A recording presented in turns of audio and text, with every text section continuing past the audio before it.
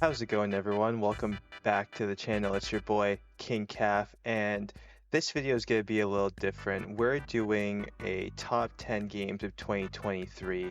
Now, I know 2023 has been absolutely wild in terms of games. We got some of the craziest games this year. It was just banger after banger, some surprises, some we knew were going to be good.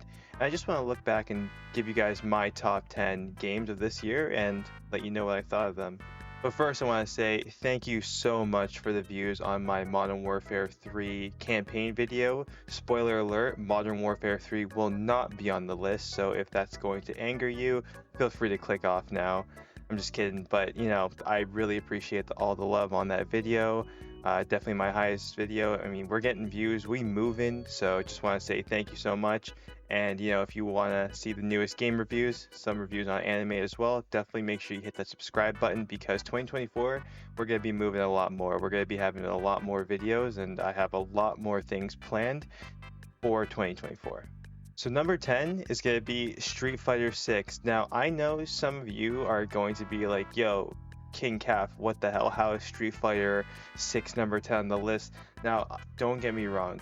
Street Fighter 6 is an amazing fighting game. It's probably one of the best fighting games that Capcom has ever created. It's buttery smooth gameplay, great graphics, great single player content, which is becoming a lot more prevalent in fighting games nowadays, which is really good to see. Great online netcode, great roster, great new mechanics. Street Fighter 6 is literally the full package, and definitely if you ever were interested in getting into Street Fighter 6, it's an amazing place to, get involved in that game and in that ecosystem of Street Fighter games. So that's why it's making number 10. And the reason why it's not going to be a little higher on the list is because I do feel that it did lose a little bit of steam after release. I do feel that once people kind of figured out how to cheese the game, it did get a little, I don't want to say toxic, but just a little annoying. So that's why I put it as number 10. I know it's going to be a huge hot take, especially because later on the list there's another fighting game that I'm sure if you guys have seen my video on it, you know which one I'm talking about. But again, Street Fighter 6, can't discredit it. Amazing fighting game. Totally recommend it. If you see it on sale during the holidays or Boxing Day, I 100% recommend getting into it if you're looking for a sick new fighting game. So number 9, we have Hogwarts Legacy, and man, this game blew up when it came out, especially with all the controversy that came with it. Controversy sells, so this game did amazing. It's actually, I believe, at the moment I'm recording this, ahead of the newest Call of Duty, which is crazy because we have a single player Harry Potter game, and that's literally overtaking Call of Duty. It's wild, but you can't discredit Hogwarts Legacy. I know people were a little pissed that it didn't get really any nominations at the Game Awards. I really disagree with a lot of the nominations for that, but I digress. It was a great game. This is a game that a lot of people had yearned for their entire childhood. People wanted a Harry Potter game where you can role play being into Hogwarts, and this game just delivered that. Had an original story, had original characters because it is a prequel to the series, and I think they just knocked it out of the park. There's just so much to do, and it's also one of those rare games that it came to last gen and it still delivered. Like, they made sure that they took their time releasing it on PS4 and Xbox One and even Switch, and it ran beautifully. So you can't discredit Warner Brothers on Hogwarts Legacy. The game was a straight up banger, and that's why it's making the list at number 9. Highly recommend this game. So number 8, we got the Dead Space remake. Now, I was so excited for this game when it came out. I'm a huge Dead Space fan. I'm a big survival horror fan in general. But Dead Space remake, it was pretty much the first big heavy hitter of 2023, and it was just a great showcase of what was to come for this year because they knocked it out of the park. It is a remake of an old game from 2008, but they did add some stuff. They added side quests. They added, Isaac is able to talk in this because if you guys remember, in the original Dead Space 1, he was a silent protagonist. They gave him a voice. They brought back the voice actor from Dead Space 2 and 3. And yeah, Dead Space remake, the graphics, the gameplay, everything was just top notch. The only reason why it's a little lower on this list is because it was a remake. They didn't add anything revolutionary in it, which, we will talk about when another remake does come up later on this list. But again, if you're looking for a great survival horror game, very immersive, the atmosphere in Dead Space is just uncomparable to anything else. Get this game. You can get it pretty cheap now. It's usually always on sale. If you have an Xbox or PC, it is on Game Pass. Definitely download that shit right away because that is a masterpiece, in my opinion. Number 7, we have The Legend of Zelda Tears of the Kingdom. Now, I know so many of you are going to be absolutely furious with me. I don't want to even hear about it in the comment section, alright, guys? This is my list. This is subjective. I thought Tears of the Kingdom, great game, but it's number 7. And I'm going to explain why it's only number 7 on my list. It's the same shit as Breath of the Wild, which is not a bad thing. People think that Breath of the Wild is one of the best open world games, probably one of the best Zelda games, or one of the best games ever created. And I'm not going to, put anything negative against what Breath of the Wild did in terms of open world games, because I think that was what inspired games like Elden Ring, which is one of my favorite games of all time. But Tears of the Kingdom, yes, they added a lot. Yes, they added the whole, creative mode with, with the God Hand and everything. But seriously, it took a lot for me to finish this game, and if I have to force myself to come back to a game to finish it, it doesn't mean I don't like it. That means I'm not loving it. And the reason why I'm putting it on this list, though, is because you cannot discredit how amazing and expansive this game is, and the creation and the tools that are given to the players that they can really create their own adventure and actually pretty much create anything they want. I did do a early impression to this game when it first dropped, and I did like it, but as time went on, I did find myself getting a little bored. But again, it's making the list. It is still easily one of the top 10 best games of the year, and I wouldn't be surprised if some of you think it's the best game that came out this year. And you can make that argument, and you know what? I could totally understand your point if you said that. But for me, number 7, great game, still recommend it. Definitely one of the best games on Switch. If you have a Switch, I'm sure you already own this game. All right, number 6, especially after what I said about number 7, this is gonna get me some hate. But number 6 is gonna be Mortal Kombat 1. Now I know a lot of you are saying, yo, how can you put Mortal Kombat 1 above Street Fighter 6 and Tears of the Kingdom? Mortal Kombat 1 was just such a gripping game for me. I still play it pretty often. I did kind of cool off a bit on Mortal Kombat 1 just because, the balance of the game is kind of whack. But Mortal Kombat 1, I think it had great content. I think it had a great roster. It had some really cool mechanics with that cameo system. I did a full review on Mortal Kombat 1. Definitely go check it out. That's also another one of my top viewed videos, so thanks a lot, guys. I appreciate that. But Mortal Kombat 1, I think what really sets it apart for me is the community. The King of the Hill in it is just so fun, just having, 8 people there all talking shit to each other, all just laughing and watching fights. Motherfucking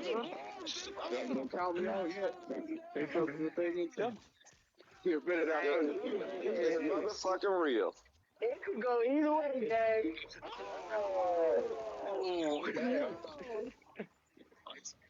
They even have mercy in this game, bro. They even have mercy in this bitch.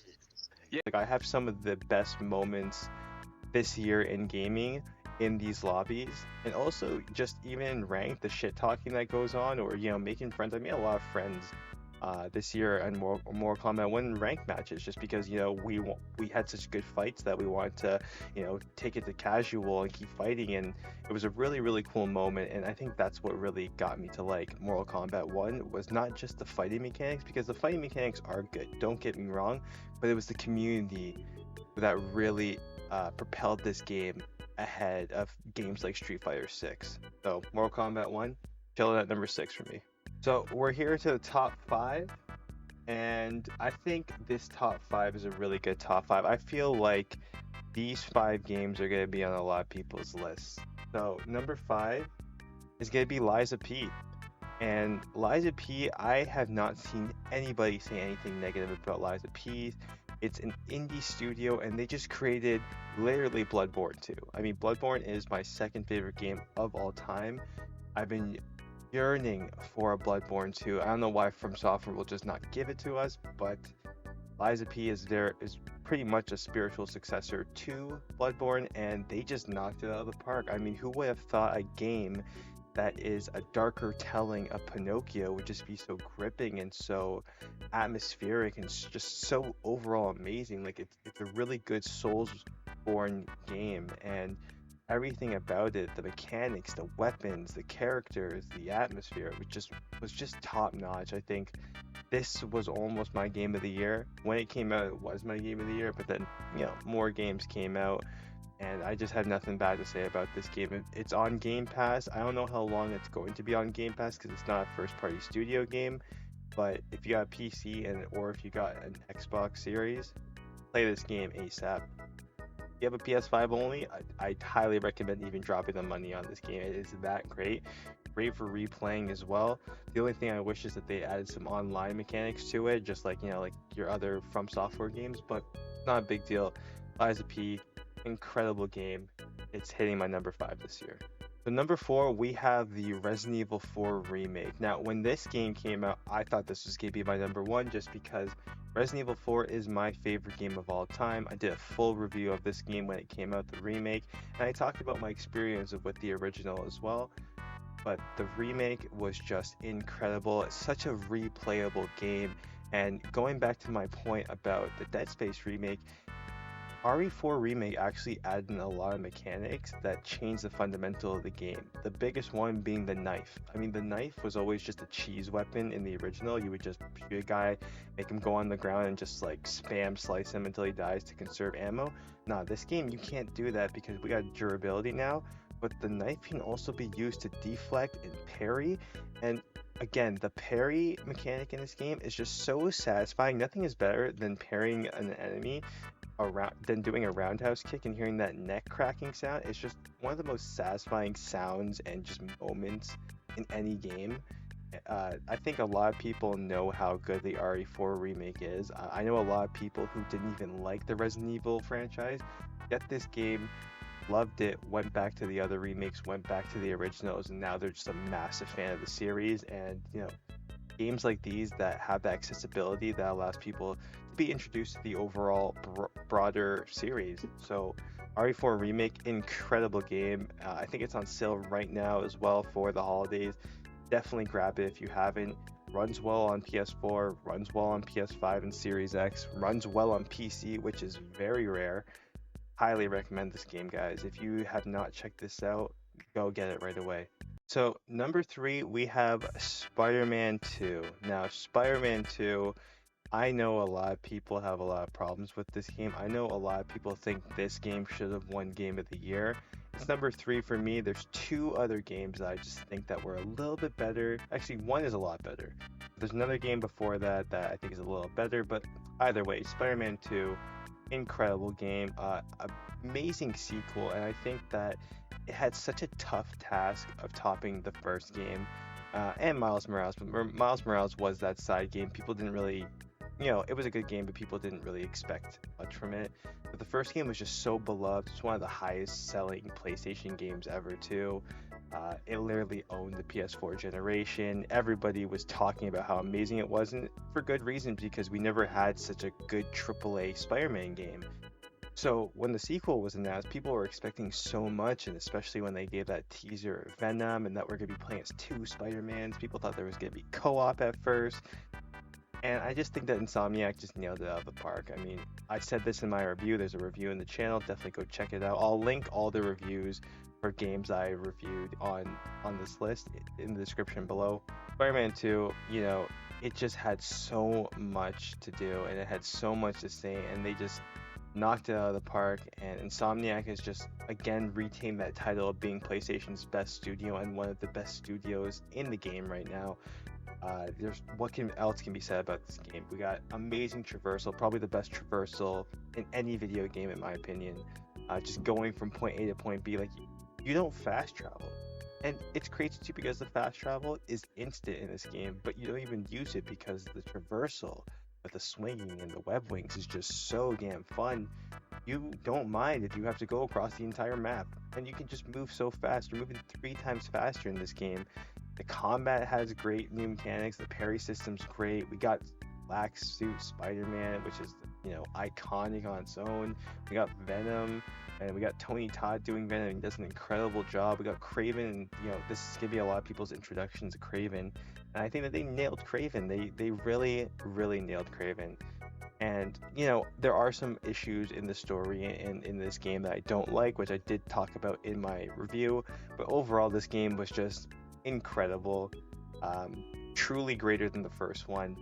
And I cannot wait for Spider-Man 3, because they are teasing Spider-Man 3 at the end of this game, and trust me, I am stoked when that game drops. It's gonna be their day one. But Spider-Man 2 for 2023, their best game in my opinion. Number 2, we have Final Fantasy 16. Now, I was so stoked for this game. I love Final Fantasy. I love Final Fantasy. Next year, I cannot wait for Rebirth for Final Fantasy 7. That's my most anticipated game for next year. But 16, I played the demo and I was obsessed with the demo. I played through that demo like 3 times. Kept watching all the new trailers that dropped. Watched that huge, press conference they had of the game, and I was just obsessed. I could not wait for it. And when the game dropped, it did not disappoint. This is very much a true next-gen game. This has some of the most batshit crazy boss fights you will ever see in any game. Just the impact and the emotion and the music that's going on, and like the scale is just second to none. Like, these are the most craziest boss fights you will ever see in a game. In terms of hardness, the mechanics aren't too super crazy in these boss fights, but the actual scale and what you're seeing and how you're reacting to these boss fights is just insane. We have an incredible story as well. Clive is a great protagonist. The ending breaks your heart, as per, a lot of Final Fantasy games like to do. And this game is just, I was hooked. The first playthrough took me 75 hours, and that's because I went through every single side quest, talked to every single NPC I could. I did everything I could in my first playthrough, and it was a long game, and it was incredible. It was incredible. I have an early impressions on the demo in this channel. I'll link it below. I was gonna do a review on this game, but I just didn't have time to finish it. But in a nutshell, this game is incredible. If you have a PS5, it's a must-buy. I think if you have the 2 games this holiday, if you get a PS5 for Christmas, and you're like, what 2 games do I get? You get Spider-Man 2, and you get Final Fantasy 6. And that's how you're going to actually show the power of that nice new brand PS5 that you bought. This is how you do it. So those 2 games, Final Fantasy 16 is number 2. Now let's get to number 1. So I don't think number 1's gonna surprise anybody. If you've been paying attention to this list, I haven't mentioned one game. And that game is Baldur's Gate 3. This won Game of the Year at the Game Awards, and it's well deserved. This is one of the only games that deserved all the accolades and all the praises that it was getting.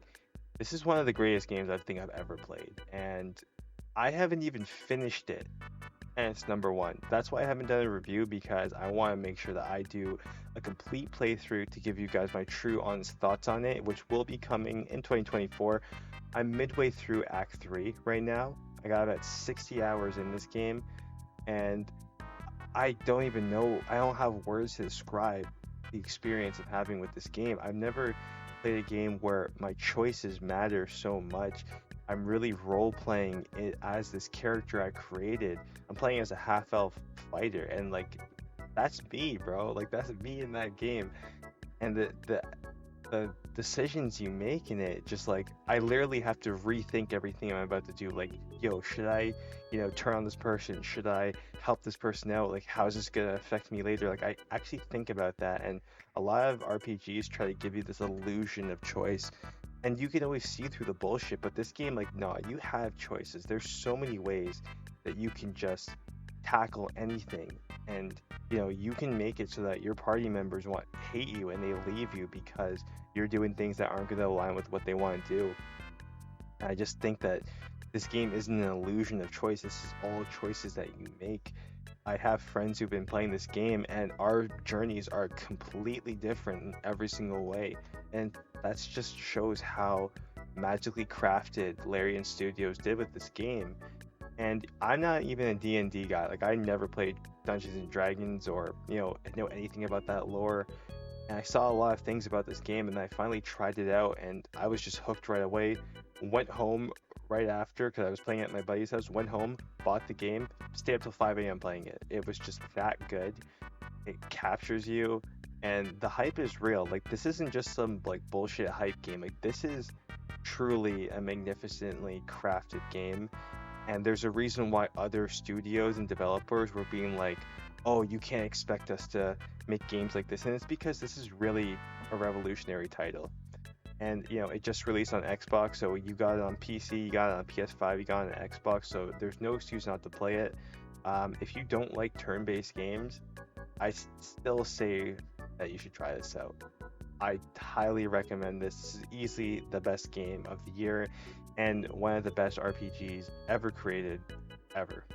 So yeah, Baldur's Gate 3 definitely deserves number one. And you can fight me on that. You can say that Spider-Man's better. You can say that whatever game is better. No, Baldur's Gate 3 is truly a next-gen game. And if more games are made with the love and the attention to detail as this game, then gaming is just like, we're in for a treat, guys. So Baldur's Gate 3, highly recommend. So yeah, that was my list for the 2023 games. I am very excited to see what you guys see in the comment section. If you agree, disagree, if you think my list is dumb, if you think I'm an idiot for the things that I posted, if you think that I have great taste, I'm excited to see everything that y'all gotta say. Definitely let me know your list below in the comments. If you tried some of these games, let me know what you thought about it. If you liked it, if you didn't like it, let me know. I'm always happy to interact with all of you guys. Now I want to talk about the Dragon Ball video that was supposed to come. I did finish it, and I rewatched it, and I was not satisfied. And I like to make sure that I'm satisfied 100% with the video before I release it. I'm new to YouTube. We just started this in 2023. This is a big year for me, right? So I want to make sure that I'm giving you guys top content. I was not satisfied with that Dragon Ball video, so I am going to be remaking it. That will be dropping in 2024. So definitely please be patient if you've been waiting for that video. I apologize, but I want to make sure that you guys have something that you're going to enjoy, because if I didn't like it, I don't think y'all gonna like it. So I just wanted to give you guys an update on that video. So yeah, we're done. 2023 is done. We had some great highs. We had some of the shittiest games also released. We had that Gollum game that was really bad. We had the Day Before, which is pretty much a scam. People got scammed with that game. Like, 2023 was pretty wild. For gaming, I think that we're going into a filler year in 2024. There's some big heavy hitters. We got the Rise of Ronin, that looks great. Obviously, Final Fantasy Rebirth, that looks incredible.